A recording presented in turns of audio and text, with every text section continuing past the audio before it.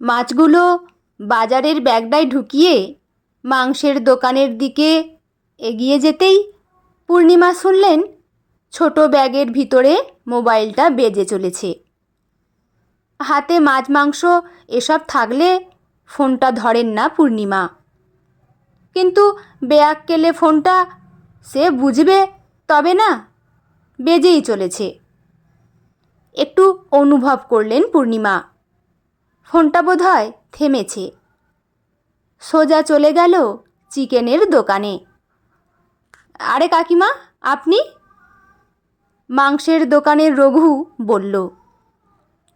আসলে পূর্ণিমা মাংস খায় না, তাও যতদিন টুপুরের বিয়ে হয়নি অল্প করে নিতে আসতেন। আজ 7 মাস হলো সেই সুযোগটুকুও হয়নি। বিয়ের পর একবার এসে যখন অনেক দিন ছিল টুপুর আর সম্রাট, তখন সম্রাট নিজেই বাজার করে এনেছিল। আর সত্যি মাংসর দোকানে আসতে ভালোও লাগে না পূর্ণিমার, বড্ড গা গোলায় গন্ধে। কাটতো বাবা, 2 বড় বড় লেগ পিস রাখবি, পূর্ণিমা বললেন। রঘু বলল, কাল মামুন আসবে বুঝি? পূর্ণিমা খুশি হয়ে বললেন, মেয়ে জামাই দুজনেই আসবে, আর ওরা আবার চিকেন ছাড়া কিচ্ছু খায় না। জামাই তো মটন মুখেই দেয় না, মোটা হয়ে যাবে নাকি। মেয়েটাও হয়েছে আমার সেরকম। পূর্ণিমার কথায় খুব খুশি রঘু। ওর জিনিসটার দর বেশি, খুশি তো হবেই। বলল, চারিদিকে যা রোগভোগ ঠিকই আছে, দরকার কি রেডমিট খাওয়ার? বলতে বলতে রঘু কালো প্লাস্টিকটা হাতে দিল পূর্ণিমার। মাছ মাংস একটু সবজি বাজার করে বাজার থেকে একটা রিক্সা নিলেন পূর্ণিমা। খুব দূর নয়, কিন্তু আজ 2বার আসা হয়ে গেল। বিকেলের দিকে একবার এসে গোপালের ফল ফুল মিষ্টি দুধ কিনে এনেছেন। কাল দোল পূর্ণিমায় একটু সিন্নি দিয়ে পুজো দেবেন। খুব সামান্য পুজো, নিজেই করবেন। গোপালকে নামিয়ে সাজিয়ে গুছিয়ে একটু ভোগ দেবেন, এই আর কি। আর ওই গোপুই যা আছে পূর্ণিমার সাথে, আত্মীয় বলো বন্ধু বলো, ওই গোপু। বর্ষে কোন কালে টুপুর তখন ইঞ্জিনিয়ারিংয়ের প্রথম বছর, ছেড়ে চলে গেছেন পূর্ণিমাকে আর টুপুরকে। হঠাৎ করে সেরিব্রাল, 2 দিনের দারুণ যুদ্ধ, তারপর হেরে যাওয়া। খুব গোছনি ছিলেন রামকৃষ্ণবাবু। একদিনের জন্য বিপদে পড়েননি পূর্ণিমা বা টুপুর। সেভাবেই ব্যাংক পোস্ট অফিস ভরে রেখে গেছিলেন। তাও যেন পূর্ণিমার খুব ভয় লাগতো। কিভাবে মেয়ের পড়াশোনা শেষ হবে, কিভাবে মেয়ের বিয়ে দেবেন, কিভাবে একা মাছ বাজারে গিয়ে মাছ কিনবেন, কিভাবে সবজি কিনবেন, লাইটের বিল, গ্যাস বুক করা, তারপর ব্যাংকে গিয়ে টাকার হিসেব নিকেশ করা। আজকাল এই ভয়গুলোর কথা ভাবলে হাসি পায় পূর্ণিমার। কি বোকা বোকা ভয় ছিল সেসব। আসলে কারোর জন্য কিচ্ছুটি থেমে যায় না, সব নিজের গতিতে এগিয়ে যায়। পূর্ণিমা রিকশায় বসেই চারিদিক দেখছেন আর ভাবছেন এসব। কাল দোল, চারদিকটা কি সুন্দর আলো ঝলমল করছে। দোকানগুলো আজ অতিরিক্ত আলো লাগিয়ে রং বিক্রি করছে, লাল নীল কমলা সবুজ হলুদ, কত রং। এই রংটাই চলে গেছে পূর্ণিমার জীবন থেকে। বড্ড ফ্যাকাশে লাগে সব। বাড়ি আর বাজার, এইটুকুই যা জগৎ পূর্ণিমার। মেয়েটার বিয়েও হয়েছে বেশ দূরে, সাউথ কলকাতা, ওখানেই অফিস। আর সত্যি সময় পায় না এই বনগায় মায়ের কাছে আসতে। আর সত্যি শহুরে আদব কায়দায় একবার যদি মন মজে যায়, তখন নিজের জন্মের জায়গা, মায়ের বাড়ি সবটাই খুব দূর মনে হয়। যদিও টুপুর সম্রাট ওর শ্বশুর শাশুড়ি অনেকবার বলেছেন পূর্ণিমাকে গিয়ে থাকতে, কিন্তু মন চায়নি। একে তো নিজের 2 কামরার ঘর নিজেরই, তারপর মেয়ের শ্বশুর বাড়ি, গিয়ে থাকা সে বড্ড বিড়ম্বনার। তাও আজ দুপুরে যখন ফোন করে বলল টুপুর, মা কাল আমি আর সম্রাট আসবো, সত্যি পূর্ণিমা কি করবে বুঝে উঠতে পারছেন না। দুপুরেই আমের চাটনি আর চুষি বানিয়ে রেখেছেন। বড্ড ভালো খায় মেয়েটা চুষির পায়েস। এটা গোপালের ভোগেও লেগে যাবে। কাল তো নিরামিষ, খিচুড়ি, লাবড়া আর পায়েস এই বানাতেন পূর্ণিমা। কিন্তু ছেলে মেয়েগুলো আসবে, তাই একটু আমিষের আয়োজন। আরে দাঁড়াও দাঁড়াও, ওই গলির মুখটাতেই দাঁড়াও, পূর্ণিমা বলতেই দাঁড় করিয়ে দিল রিক্সাওয়ালা। 20 টাকার একটা নোট বের করে দিতেই পূর্ণিমা শুনলেন ফোনটা আবার বাজছে। তাড়াতাড়ি চাবি ঘুরিয়ে দরজা খুলে ঘরে ঢুকেই আগে রান্নাঘরের বেসিনে কালো প্লাস্টিকগুলো রাখলেন পূর্ণিমা। হাতটা কোনো রকমে ধুয়ে ব্যাগ থেকে ফোনটা বের করতেই পূর্ণিমা দেখলেন 4খানা মিসড কল। 3টে টুপুর, একটা সম্রাট। এতগুলো পরপর ফোন দেখে একটু ঘাবড়েই গেলেন পূর্ণিমা। কোনো বিপদ হলো কি? হাত পা কাঁপছে পূর্ণিমার। এক রোগ হয়েছে আজকাল। কি হয়েছে না জেনেই টেনশনে হাত পা ঠান্ডা হয়ে যায়। বুক জুড়ে চলে সহস্র ড্রামের আওয়াজ। তাড়াতাড়ি ফোনটা ঘুরিয়ে করলেন। সাথে সাথে ফোন ধরে টুপুর বলল, হ্যালো মা, কোথায় ছিলে? কতবার ফোন করেছি। মেয়ের গলা পেয়েছে মানে টুপুর সুস্থ আছে, এইটুকুই তো পাওনা একটা মায়ের কাছে, যে মেয়েটা আমার ভালো আছে। ভয়ে গলাটা কিছুটা ঝেড়ে নিয়ে পূর্ণিমা বললেন, বাজারে গেছিলাম। টুপুর বলল, এই একটা বাজার হয়েছে তোমার, কি দরকার বলো তো রোজ রোজ?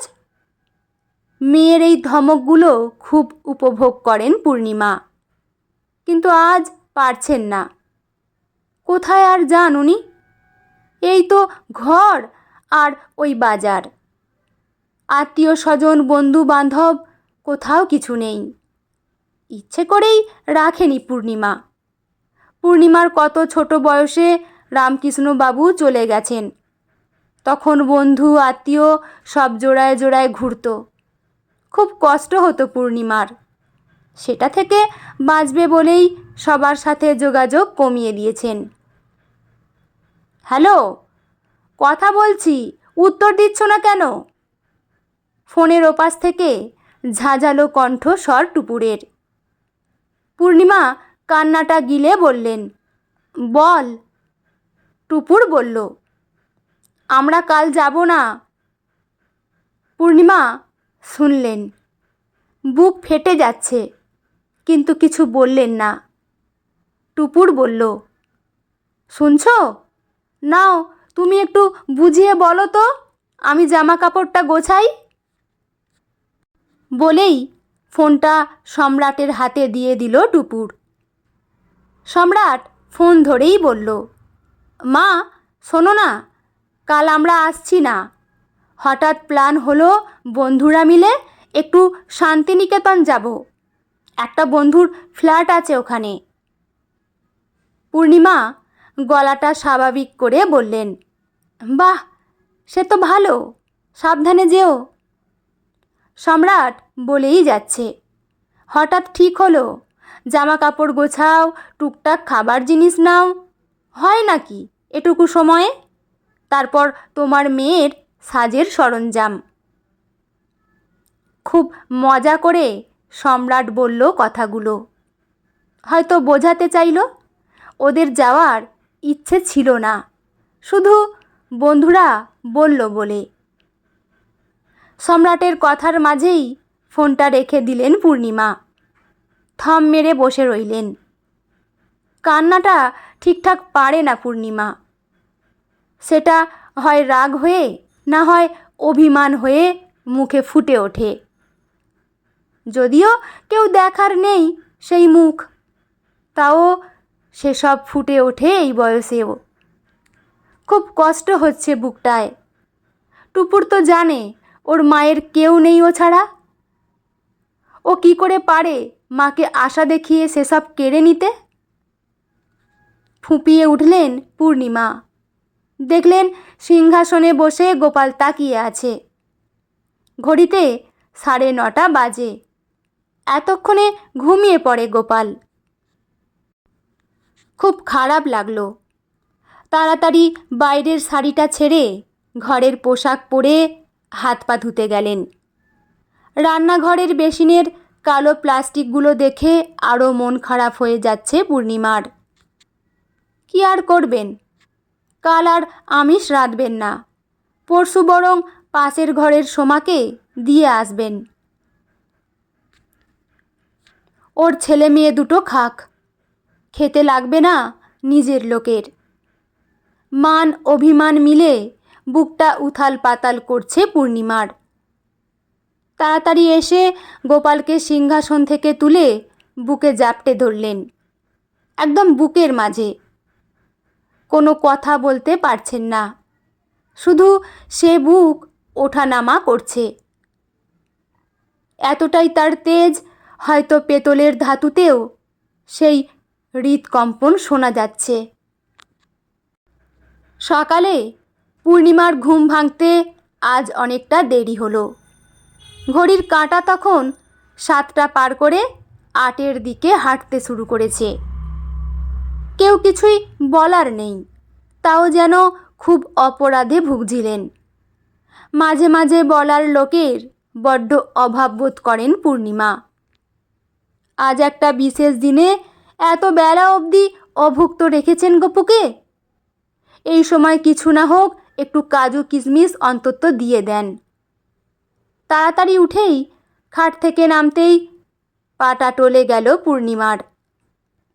আসলে কাল রাতে ঘুম আসছিল না বলে একটা ঘুমের ওষুধ খেয়ে নিয়েছিলেন, তাই বোধহয় ঘোরটা কাটছে না।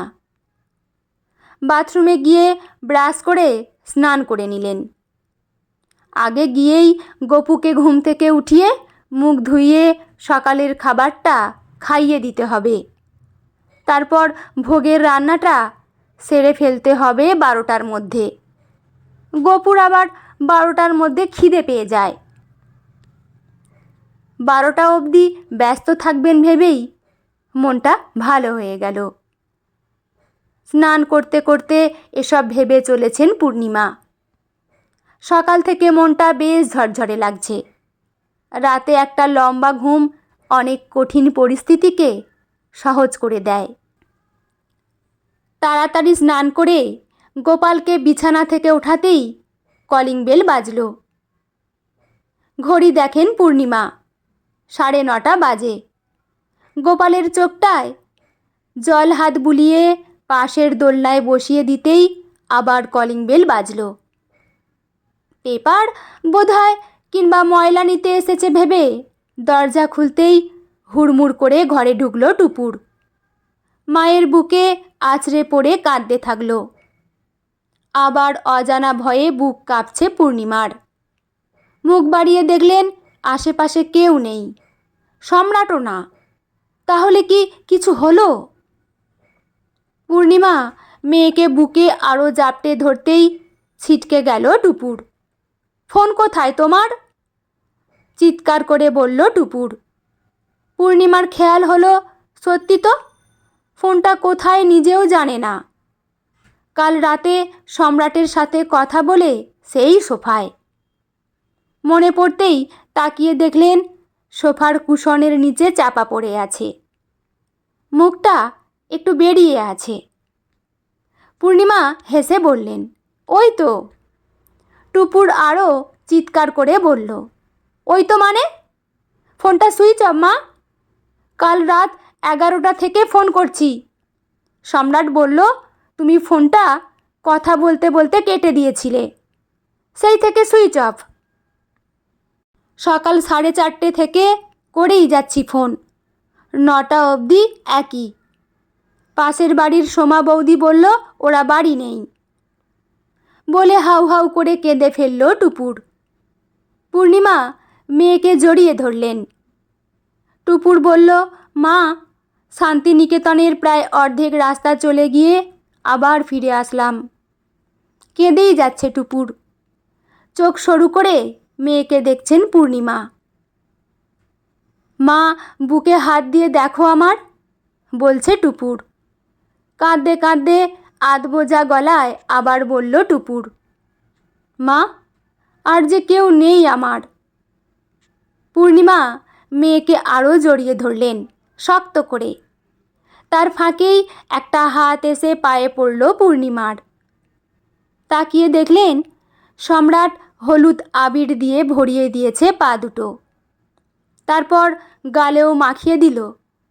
সাথে সাথে বক বক করে যাচ্ছে, কি যে করো না তুমি, অনেক হয়েছে, কাল আমাদের সাথে কলকাতায় যাবে। আমার বাড়ি না ভালো লাগুক, পাশে ফ্ল্যাট ভাড়া করে দেব, থাকবে। এত টেনশন নেওয়া যায় না।